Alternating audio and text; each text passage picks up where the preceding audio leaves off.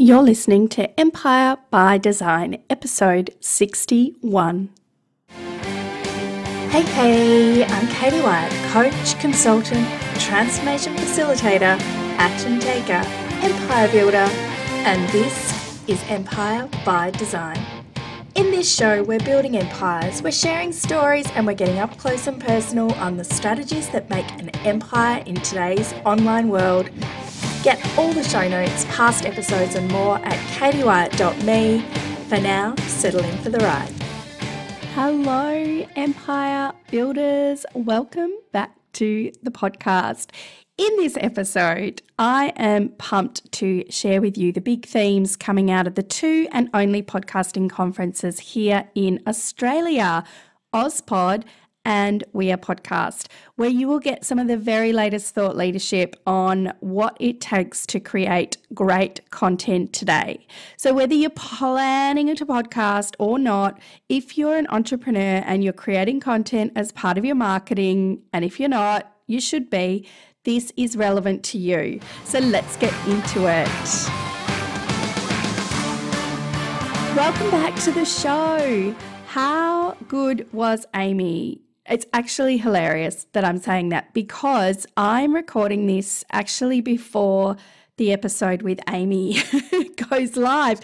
It's still 2 days away. So I'm kind of here going, oh my goodness, like by the time you all hear this episode, we'll be 2 episodes into the new podcast name and format. And I do hope you're loving it. But at the point that I'm recording this, it's still a secret. But anyway, Amy Porterfield is of course my super special guest for the first episode of the rebranded podcast, which is episode 60. And definitely jump back and listen if you missed it. And do me a favor, will you tweet Amy and tell her that you heard her on this show?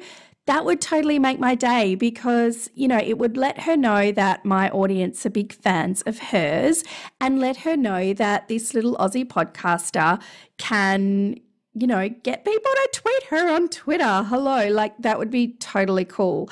My Twitter is Katie T. Wyatt and Amy's is Amy Porterfield. Thank you so much in advance. Now, before we get into it, I want to remind you of my free 7-day podcast challenge.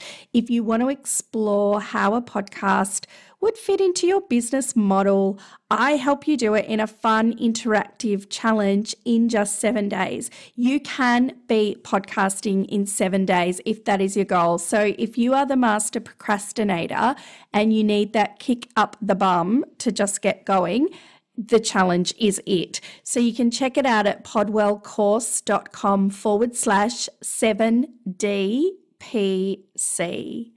And I will see you in the Facebook group where we all talk about podcasting and the challenge.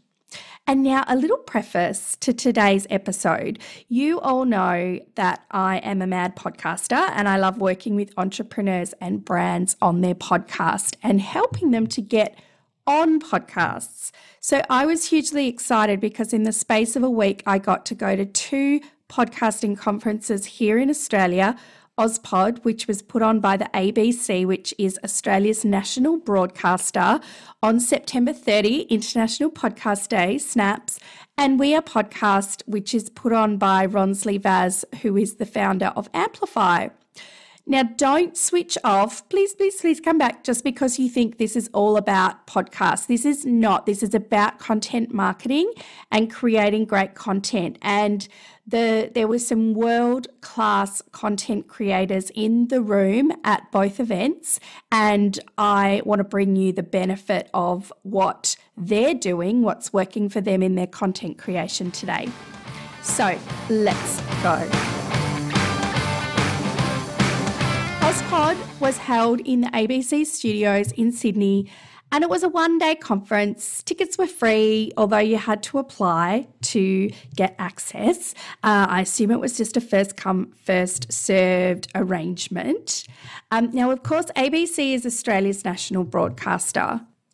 So, of course, all of the content was skewed from, or viewed, I should say, through the lens of radio. Unsurprisingly, podcasting is changing radio. The original definition of, or purpose even of podcasts, was to actually be able to provide radio shows on demand. And some of the most popular podcasts in the world are those produced by radio networks. Australia's most popular podcasts are largely from the ABC stables or other radio networks, lots of catch-up radio. It makes sense. These guys are trained in the art of epic storytelling. They've got the equipment, they've got the access to talent, so they should be able to make bloody good podcasts, basically. The point was made, though, that it wasn't until ABC began to make podcasts rather than just releasing radio shows via podcast that their shows really began to take off. And that is the first point that I want to make. The first content takeaway from today is every content platform is different. So you want to make the effort to be relevant and purpose-built for the platform that you're on. This doesn't mean that you can't repurpose content from one platform to another, but you want to respect the medium that you're repurposing to and make the tweaks and changes to make your content well suited to its new platform. One cool thing about Ozpod was that it gave me a more broad insight into the major players in Australia's relatively tiny podcasting industry. I'm deep in the entrepreneur set, and despite feeling like everyone's an entrepreneur, the statistics would show that a very, very tiny percentage of people are entrepreneurs and identify as such.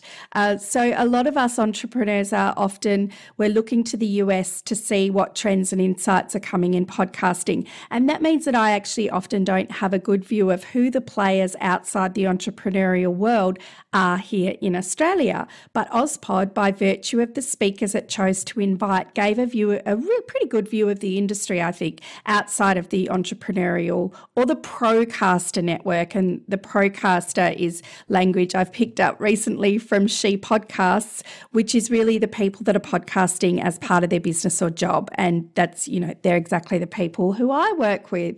So I've written a much more in-depth blog about the Australian podcasting industry. So if you are a pod geek, you can go to katiewyatt.me/Oz, spelt OZ, industry, and get that one. But it is for the geeks, so I'm not going to put it on the podcast. But let's get into content takeaway number 2.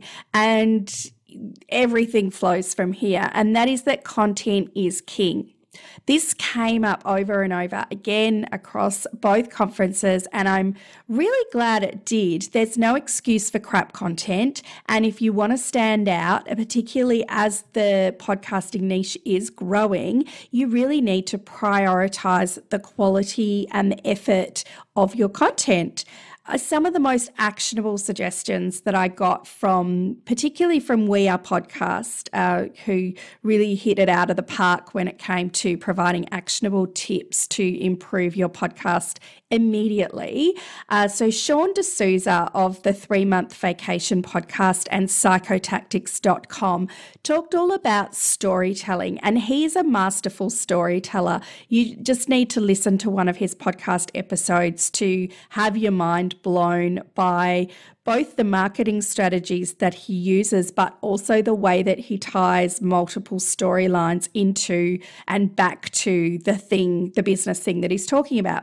But he was talking about the need to have ups and downs, contrast and suspense, but then a connection point where the story comes back to the overall point that you're making. It sounds so simple, but it's incredibly hard to do. And he demonstrated the simplicity and the complexity with a David Attenborough film. It's a short, tiny little clip of geese base jumping to their parents that were waiting at the bottom of these cliffs. And I've popped the link in the show notes. I'm going to pop all the links. I'm going to mention so many people and podcasts and resources today that I put them all into the show notes so that you can just go there. But you've got to go and watch this clip. It's incredibly compelling, it's upsetting, it's exciting, it's breathtaking, and it is just a piece of brilliant storytelling. So how do you do that in the type of content that we are all creating? I think if you're doing interview-based content, you can try and structure the questions that you ask in a way that invites stories. So ways that you can ask questions that invite storytelling is to phrase questions like, take us back to that time when, or tell us about the moment when. But this is also about positioning the order of your questions, or maybe you do this in post editing and production where you don't want to go straight in with all the highs, or maybe you want to start with something more dramatic and the turns and the twists before the happy ending at the end, but you want to keep a bit of suspense as to whether that happy ending happened. Whatever you can do to think about what the story arc of your entire episode is. And when you're creating content, use your own stories, right? So bring your stories and experience into the content you create, but it's always important to remember that point. They've got to reconnect back to the point that you're trying to make. And I said this, I did a webinar last week all about how to pitch to be on a podcast. And I made the point there that a lot of people will pitch me with a personal story and they'll think, well, I've got this really interesting and unique personal story. Isn't that enough? And unless you can tie it back to how that's going to create value for that podcaster's audience, no, it's not enough. I mean, I've got a pretty cool personal story. I've had cancer twice. I've had babies around the world, with the help of international surrogates. So, it's a very unique story. I know it is, because it's always like hot topics at barbecues and dinner parties. But just me taking that story to a podcaster on its own without thinking about the relevance that can have for the audience is not going to be enough in itself. So just a little tip to remember there. Other tips that I got was about, having this idea in your mind of the 1 minute of power. Who was it that said this one? This was from Omar and Nicole from the $100 MBA podcast. So they talk about grabbing the attention of your audience at the start, tell them what you're going to give them, why they should stay till the end. And this is applicable to podcasts and any form of content. I've been attempting to implement this in my openings on the podcast since the last couple of episodes. I hope that you felt a glow of anticipation when my episodes start. That would tell me that it's working. Wink emoticon. That tip, yes, was from Omar and Nicole, and I definitely recommend checking out the $100 MBA podcast. Lots of groovy, short, cool business learnings in there. And finally, the epic Darren Rouse from ProBlogger talked about the importance of creating cornerstone content. So this is evergreen content that will be a mainstay on your website or podcast. He told the story of how he didn't have a post on his website, which is all about blogging, and it's been going for, I think, 6 or 7 years. Never had a blog post called How to Start a Blog until this year. It's been on his list to do for years, and this year he wrote it, and it's become one of the most popular posts on his blog, and it's in fact made him a whole lot of money, thousands of dollars. And of course, that's fantastic, except then he thought, imagine if I'd written this blog post when I first had the idea to write this blog post. So really, I've given up hundreds of thousands of dollars. But anyway, Darren talks on his own podcast, ProBlogger podcast, about how to create evergreen content. It's like an ultimate guide. And I have linked to that episode in the show notes. So if this is something you need to do more of, definitely go and check out that episode. Content takeaway number 3 is to engage your audience and involve your audience to make it a two-way conversation. So one of the VIP speakers at OzPod, and definitely she was my favourite speaker of the whole day, was the host of a podcast called Note to Self, and her name is Manush Zomorodi. This podcast is produced by WNYC, a radio network out of New York City. She talked, it's brilliant.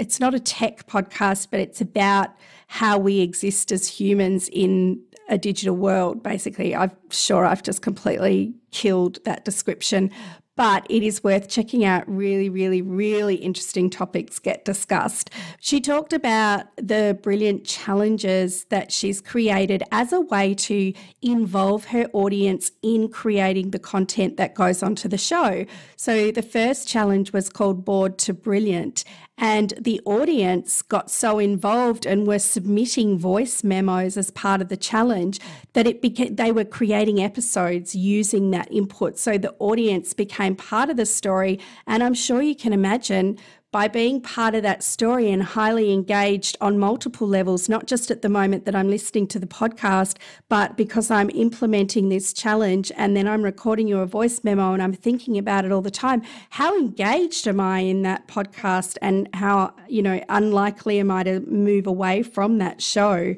So really brilliant stuff there. And at We Are Podcast, I actually think it was my talk that really honed in on this particular point. I talked about using a Facebook group as a tactic to support your podcast, but the strategy or philosophy behind it was really the importance of opening up a conversation with your audience. That until you have a two-way conversation, you're just broadcasting or you're just publishing without conversing. But whatever content platform you're creating on, think about how you can involve your audience in the stories that you're telling. Next, content takeaway number 4, which kind of links back to 1, 2, and 3. And I love this one. It really aligns to all my rants on consistency, which, I like to rant on consistency. And if you don't know that, go back to episode 50 and you will hear me full audio style ranting on consistency. But anyway, the content takeaway is you can outwork anybody. What we've covered in the first 3 tips sound like hard work. Am I right? Sean D'Souza spends an entire day producing a 20-minute episode of his show, and he threads 5 or 6 stories through that. And Jordan Harbinger, I now remember, there was a trick to remembering how to say his name. He is the host of The Art of Charm. He was speaking at We Are Podcast, and he talked about how he consumes all the content his guests have created in the past before interviewing them on his show. So he might read their books, listen to every podcast they've been on. That's big work. That's especially for a weekly or even more regularly than weekly show. And I can't remember who said this. I feel like it was maybe Jordan, but I'm probably wrong. But the fact is, most people will not do this work. So if you do the work, you are already ahead of the pack. How exciting is this? Sometimes this online business thing can feel like a lottery of trying to be the person in the right place at the right time with the right amount of celebrity and sex appeal and the right retweet from Gary Vaynerchuk, but actually work and consistency and continuously improving your product, or as Nicole and Omar said, aiming for mastery. That can be the thing that gets you where you're trying to go. And that, for me, was a brilliant takeaway. And I've been really upping my own game personally when it comes to researching my podcast guests. And I truly hope that you feel the benefit of that. I don't want stories and interviews that are unlike everything else that you'll hear out there. But in order to do that, it takes time. I need to listen to every other story and interview that is out there and think about how I'm going to approach it differently so that mine doesn't sound like another soundbite and it could have been any podcast that you were listening to. So go hard work. #do the work. And content takeaway number 5 is it's a long game. Finally, I can't remember who said this either. I've just got a shocking memory. I had really good notes. I'm thinking it was Sean, and it was something along the lines of, if you're not planning to be podcasting for at least 10 years, don't bother. And the point of that was about seeing it as a long game and really investing in your craft and planning on doing, if you plan on doing something forever, you will take the time to learn how to do it. And then Andrew Griffiths followed this up with basically challenging us all to do a 2-year content plan.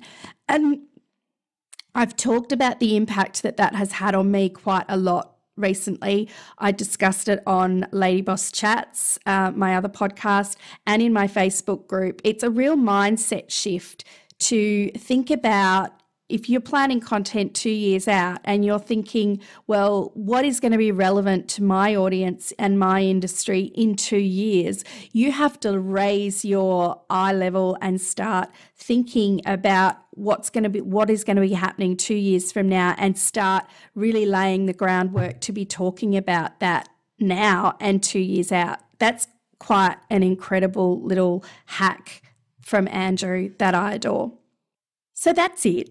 I hope you've enjoyed this wrap from the 2 conferences and what it's taught us all about best practice content creation from some of the world's leading content creators, right? It's 6 weeks down the track and I'm still crossing things off my post-conference to-do list, 2 lists, because there were 2 conferences within a week, and I'm just going one at a time, right? So don't put too much pressure on yourself, but definitely think about which of these tips you can incorporate into your plan. And tune in next week. It's so fun to say that. Do you know that my podcast coach is from the US, and she highlighted to me that when I've been saying see you next fortnight, that the word fortnight is not actually a word that's used or understood in the States. So all of my stateside peeps, I'm terribly sorry if I've confused you. Hopefully you worked out that it meant every other week, but hey, now we can just say next week and be done with it. Next week, I'm bringing on a wellness coach and author who has reinvented her entrepreneurial journey numerous times. We talk a lot about a challenge that will resonate with a lot of you, particularly in the wellness fields, the challenge of selling prevention, the challenge of selling something that people it's a nice to have, they don't attend to it or need it until it's too late. It's a great episode. It's the first episode that I've recorded implementing a lot of the preparation techniques that I got from Jordan of Art of Charm, and I read this guest book. I listened to all of her podcast interviews. I listened to a number of her podcasts. She has a podcast. Listened to a number of her solo shows and the shows where she was interviewing people. And I got a really good feel for what I didn't want to do on the show that would repeat what I've heard her do on other shows. And I wanted to bring something really different. So please tune in and let me know if I had any success with that at all. And as I said, all the resources mentioned are in the show notes at katiewyatt.me/61. Definitely go check them out and go get them, Empire Builders. Hey, we've loved contributing to your empire building today. Please share us with a fellow empire builder so that we can help them too. Thank you to Luke at The Wellness Pro for production and editing, the Virtually Holistic Hub for show notes and admin support, to our guest, and to you, our most important listener. You should also check out my other podcast, Lady Boss Chats, where Elle Roberts and I chat all things Lady Boss life. You'll feel like you've just pulled up a cozy armchair with your biz bestie. Find us in your favourite podcast app or at theladybossproject.com.